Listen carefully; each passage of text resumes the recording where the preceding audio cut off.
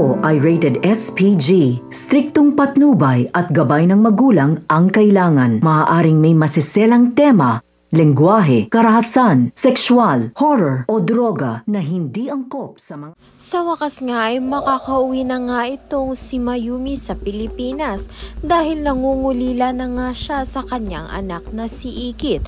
Ngunit masamang balita ang bubungad sa kanya dahil nga ay wala na nga itong si Gani.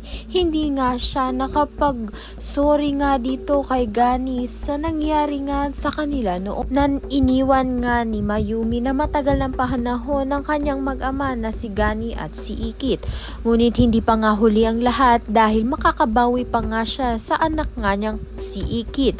Dahil nga tutulungan niya nga itong si Ikit upang ang makabangon nga sapagkat matay nga ng kanyang ama na si Gani. Tutulungan nga ni Mayumi na magsampa nga ng kaso itong ang si Ikit laban nga kay Rika at Angela dahil nalaman na nga ni Ikit ang katotohanan at kung sino nga ang tunay na may sala sa pagkamatay nga ng kanyang ama na si Gani. Ito ngang si Rika dahil napagalaman niya nga na nag-away nga itong si Gani at si Rika bago pa nga mamatay nga itong si Gani.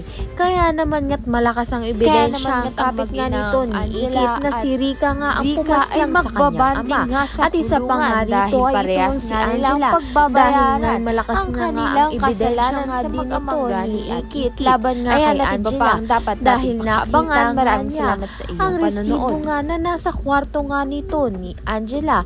At isa pa nga ay itong ang si Kaloy ay sinabi din kay Ikit na nakita rin nga niya ang picture nga ni Victor Johnson sa laptop nga nito ni Angela. Kaya naman nga ayan nga mga ebidensya na magpapatunay nga na si Angela nga ang nang-scam nga dito at nagnakaw nga kay Ikit.